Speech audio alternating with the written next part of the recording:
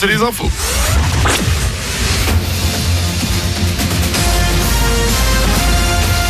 Toute l'actu sur Monaco-Menton avec Frédéric Plat.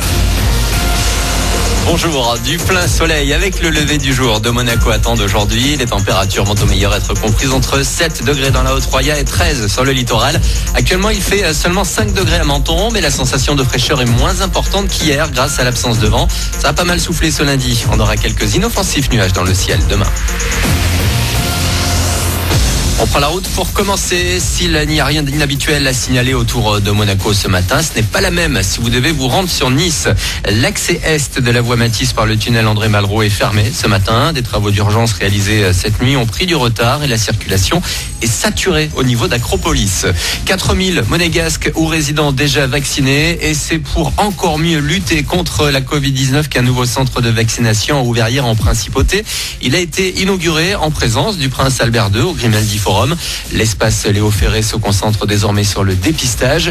Ludmila Racona-Le Goff, secrétaire générale au département des affaires sociales et de la santé à Monaco. La cohabitation des deux centres à l'espace Léo Ferré, le dépistage et la vaccination faisait que l'espace devenait un petit peu réduit. Donc il nous a paru plus judicieux de dédier chaque espace à un objet spécifique.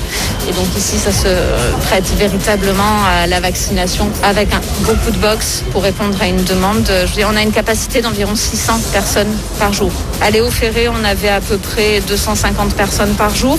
Vous voyez l'espace, on a 6 médecins, on a 14 infirmiers, ça va vite. Et ce sont toujours les 65 ans et plus qui peuvent se faire vacciner en Principauté, ainsi que les 18 ans et plus, mais avec comorbidité.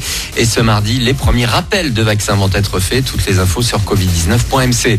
En France, on joue le chaud et le froid. Emmanuel Macron ne devrait finalement pas prendre la parole avant ce week-end. Le Conseil de défense nous en dira sans doute plus demain. On vient de franchir la barre des 3000 patients hospitalisés en réanimation, les cas les plus graves. La Covid-19, les protocoles sanitaires, objet de tension au sein de l'éducation nationale. Grande journée de mobilisation ce mardi pour les profs, les infirmières scolaires, mais aussi plusieurs syndicats étudiants. Ils réclament plus de moyens face au virus dans les écoles, mais aussi des augmentations pour les enseignants. Et enfin, le retour massif en cours à la fac. Une manif est prévue à Nice, notamment ce matin. À Menton, je vous parlais il y a quelques jours de la création d'une asso de restaurateurs pour s'entraider dans cette période compliquée. Et bien depuis hier, nos restos de Menton à la Roya, même combat, proposent sur le site du Bastion des plats à emporter. Ils sont une vingtaine d'établissements installés dans des chalets mis à disposition par la ville. Tous proposent à la mi-journée des plats différents. Ça va du burger au couscous. En plus, 10% des recettes est reversée au resto de la Roya. Vous avez toutes les infos sur le Facebook Nos Restos de Menton à la Roya. Et dans la Roya, justement, le maire de Breil vient d'écrire au ministre des Solidarités et de la Santé. Sébastien Laurent lui demande d'accorder une prime de découchage aux agents des structures médico-sociales de la vallée. Ils ont été obligés de passer plusieurs nuits hors de leur foyer à cause de la tempête Alex. Puis retour à Monaco avec aujourd'hui et demain les célébrations de la Sainte Dévote. Pas de feu d'artifice cette année, mais tout de même un embrasement de la barque en fin de cet après-midi. Une centaine de personnes devraient être présentes. Sur le Vendée Globe, l'arrivée est toute proche. Ce matin, c'est toujours Charlie Dalin qui est en tête.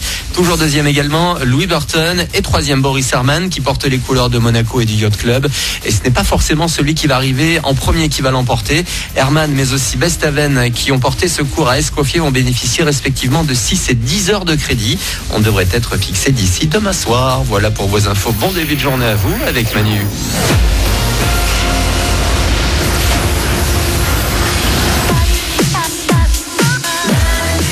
C'est nous. Ouais.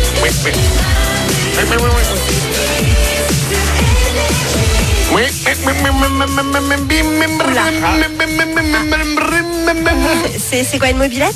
Qui imite là? Bah c'est Crazy Frog. Ah ouais. Je fais bien.